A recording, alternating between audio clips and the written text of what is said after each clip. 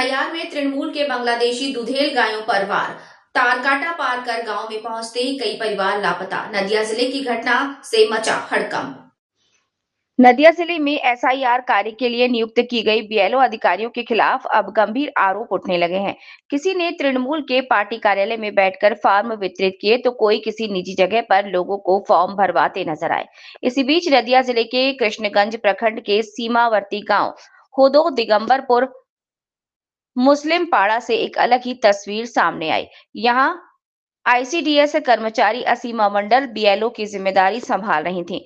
वहीं SIR form लेकर भारत के भूभाग में बसी उस सीमा गांव में पहुंची जो तारकाटा की दूसरी ओर स्थित है। लेकिन जैसे ही वो गांव पहुंची, कई अल्पसंख्यक परिवार और मतदाता घरों से गायब पाए गए।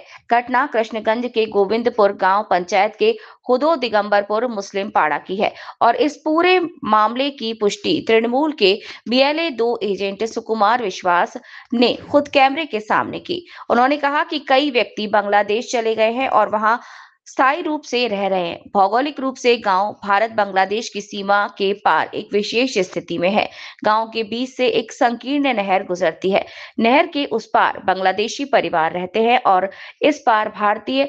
दोनों गांवों के बीच कोई स्पष्ट बाड़ न होने के कारण इधर उधर आना जाना बहुत आसान है। इसी वजह से भारत में बसे लोग आसानी से बांग्लादेश में शादी ब्याह और अन्य कामों के लिए जाते हैं और कुछ वहीं बस भी गए हैं। परिणाम स्वरूप उनके नाम भले ही भारत की वोटर लिस्ट में मौजूद हों, लेकिन बीएलओ उन्हें खोज नहीं पा रहे। इसीलिए जब एसआईआर फॉर्म भरने का समय आया तो उनके पते पर पहुंचने के बावजूद बीएलओ को कोई व्यक्ति नहीं मिला। चुनाव आयोग की गाइडलाइन के अनुसार यदि किसी परिवार में कोई सदस्य मौजूद ना हो तो फॉर्म देना मना है। उसी नियम के तहत असीम मंडल ने फॉर्म नहीं दिया और इस घटना ने सच्चाई को उजागर कर दिया।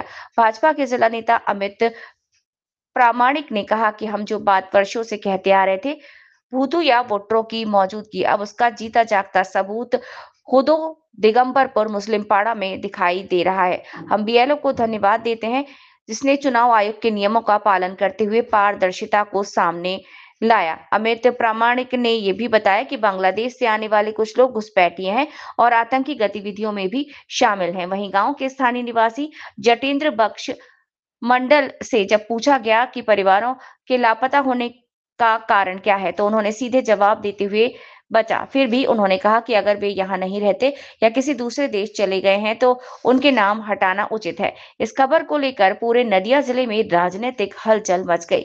नदिया पश्चिम बंगाल से सोनाली ठिकादार की रिपोर्ट। বলছি আপনার হুদো দিগম্বরপুর মুসলিম পাড়ার 14-15 জনের এসআইআর ফর্ম ফিল আপ করেনি, বিএলও তাদের পায়নি, কি বলবেন? আর আপনার যে বিএলও 2 আছে তৃণমূলের যিনি ইয়ে করছেন তিনি বলছেন এরা অনেকেই বাংলাদেশে চলে গেছে, ওই জন্য তারা ফর্মও নেয়নি, কি বলবেন ব্যাপারটাকে? আমি যেটা জানি না, যদি চলে যায় তো ভালো, তাহলে তো খুবই ভালো। তার পরিবার কিন্তু ফর্ম নেয়নি, তাহলে ভালো, কিন্তু এটা আমি জানি না যে কে কে চলে গেছে না কিছু জানি, কিন্তু যদি না ফর্ম না নেয় তা আমি এটা খুশি। আপনারা এসআইআরকে সমর্থন করেন?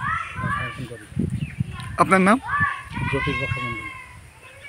আচ্ছা, এসআইআরের আবহে 2002-এর লিস্ট অনুযায়ী এবং বর্তমান লিস্ট অনুযায়ী যারা যারা ধরেন বাংলাদেশে চলে গেছে তাদের যদি নামগুলো একটু বলেন। যেমন একটা আছে তাবদেল মণ্ডল, পিতা জলিল মণ্ডল, তারপরে ওখানে আছে মুকুর আলী মণ্ডল, তার একটা মেয়ে আছে, বিয়ে হয়ে গেছে বাংলাদেশে, সে চলে গিয়েছে, নামটা আমার সঠিক মনে আসছে না। তারপরে ওখানে বজলুর রহমান, পিতা নজরুল মণ্ডল, এর ছেলেও বাংলাদেশে অলরেডি শিফটিং হয়ে গিয়েছে শুনিয়েছি। তারপরে তক্কেল মণ্ডল, পিতা জাবেদ আলী মণ্ডল,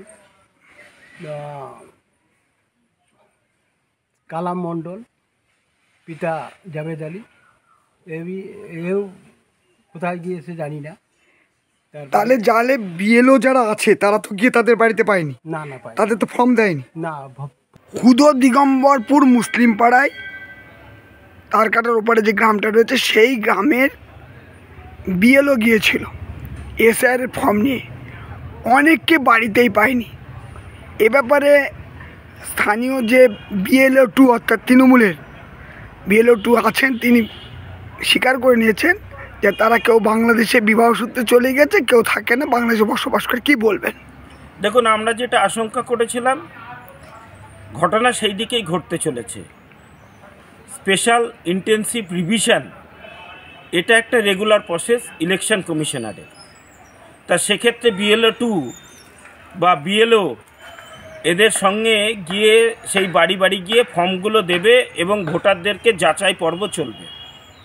কিন্তু দেখা যাচ্ছে যে ওখানকার বেশিরভাগ মানুষ বা তৃণমূলের মেম্বার বা তৃণমূলের পঞ্চায়েত সমিতির মেম্বার তারাও স্বীকার করছে তারা দ্বৈত